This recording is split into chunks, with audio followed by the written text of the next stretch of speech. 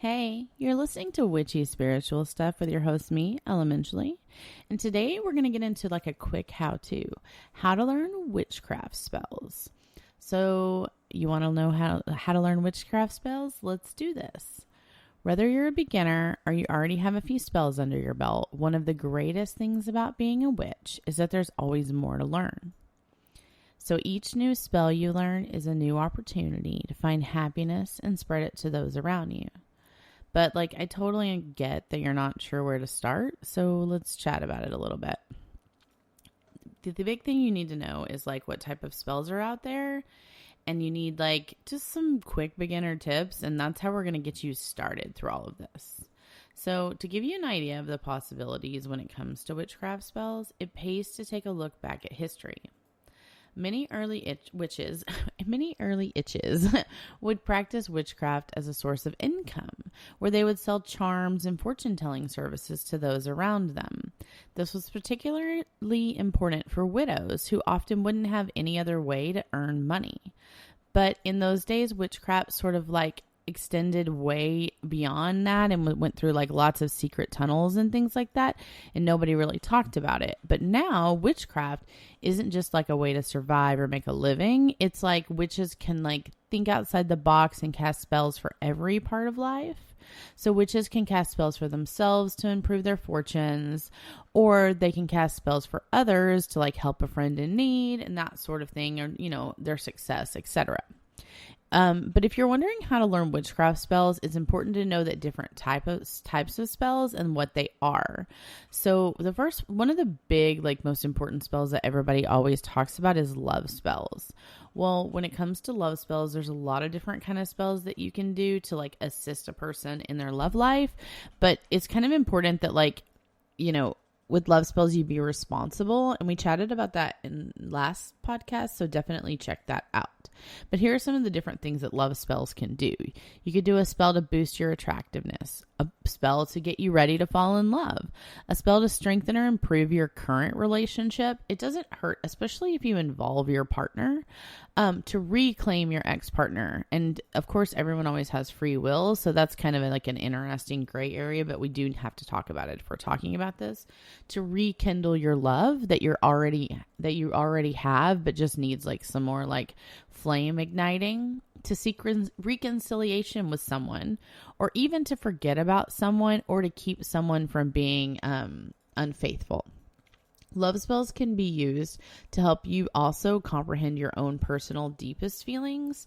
And that's a self-love thing, which is really important. A lot of times love spells are about learning to love yourself so that you can be the best person you can be in front of others. And then they can love you because look, of course they love you. You're freaking amazing. You now realize how amazing you are. But then there are spells for fortune and wealth and, cash money. And that's a whole thing too, which we've chatted about before as well. But this type of spell, it has a lot of different kinds.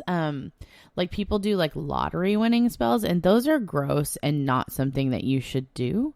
But there are also spells attracting more money, maybe getting a raise at work, which is going to be a spell to help you concentrate more at work so you do better or something like that.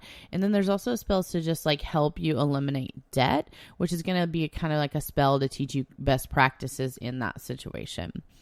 If your finances aren't the best, or honestly you just want a little boost though, money spells can really help you in a cool way, especially manifesting money, which we've talked about again and again.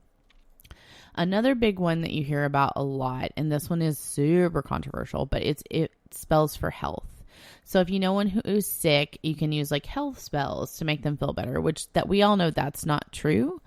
But you can clear someone's negative energy or repair their aura and things like that. And you can also do things to reduce stress and anxiety, and that's going to change healing properties, just that's because our bodies are so cool. White magic spells are witchcraft spells meant to bring people happiness and harmony in their life, and that's mostly what we talk about here. It's a super harmless type of magic. It's a super harmless type of magic that its entire objective is just to aid and protect those who are weak. So, I mean, it's a very good thing, and it's only going to provide like wonderful things. It's never going to have the power to destroy or hurt anybody, but it's going to clean away negativity, and it's going to clean away bad habits, and it's also going to offer that like emotional healing and like to get rid of that emotional suffering. And it's just going to, a lot of times you're going to do it by creating like that circle of protection, and it's going to bring peace to anybody that you would cast it upon. If you're not sure which spells to start with, you should know that every witch is unique. Each road is distinct, and each path is deeply personal. I have met a variety of witches, and some of them are green witches, some of them are hedge witches, some of them are eclectic witches, traditional witches, divination witches. There's so many different kinds, but the big thing I always tell people when they want to start practicing witchcraft is to evaluate themselves and understand what's most important to them in their personal practice. And you kind of just have to understand why you're doing this and who you're doing it for. That's a big part of this, and it's going to be really important. But if you're looking for like how to learn specific witchcraft spells, one of the best ways is to literally learn from a professional witch. It's a skilled witch who can help you navigate the world of witchcraft and teach you how to use and cast spells effectively. They're all over the internet. You can find them. But you want to read reviews and like look and see what other people say, especially on social media, just because you want to see what other people are saying about them. You don't want to make that decision based solely on what you know, because you wouldn't be there to learn if you didn't need to know more. If you don't have somebody though, like to rely on like that, there's things that you can do on your own. I mean, of course, there's amazing witchcraft books. There's the Modern Witch. There's the Green Witch. There's like endless books out there. You can look up recommended reading lists from experienced witches. They're all over Amazon. Or you can look up Beginner's Guide to Witchcraft and Spells for Beginners are great things to Google. And you want books that give you those like step-by-step instructions for how to learn witchcraft spells. And they're just like easy to follow. And if you aren't sure, like, again, look at the reviews on Amazon, see what people say about the book. And if you're not a beginner, you can expand your horizons a bit and choose something that matches your skill level.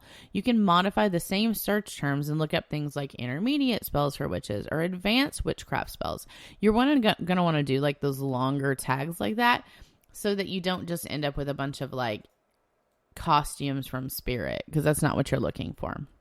And speaking of, there's a lot of like witchcraft stores, and they're called like metaphysical shops, and like they'll have advanced tools and things like that, but they'll also have like little step-by-step spell kits to get you started, and they might have some herbs and a few crystals and like maybe some incense and a candle or something like that. And then with enough practice, you're going to be able to sort of make these kits on your own before you would ever get started, so you don't necessarily need help. Another great way is to join a coven. And this is kind of, a lot of people love to do this and a lot of people don't, but it helps you to kind of get in touch with other witches. And it's a fantastic way to learn directly from other witches. You get to see them in action, ask questions, and try spells for yourself.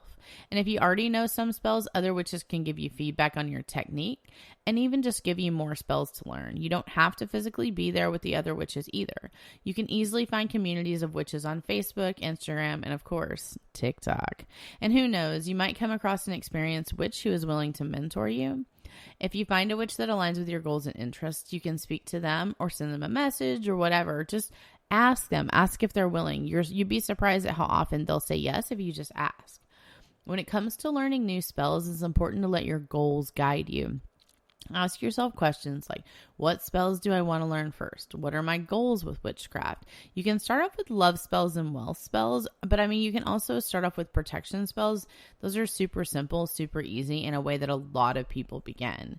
Once you figure it out and you figure out what your learning goals are, it's important to use the guidance of more experienced witches in some way, shape, or form, because many of them have compiled in-depth resources and created communities filled with these helpful tips like I'm trying to give you here today. And if you use that information, that's going to give you the best possible start in this whole witchcraft world. So good luck and happy witching.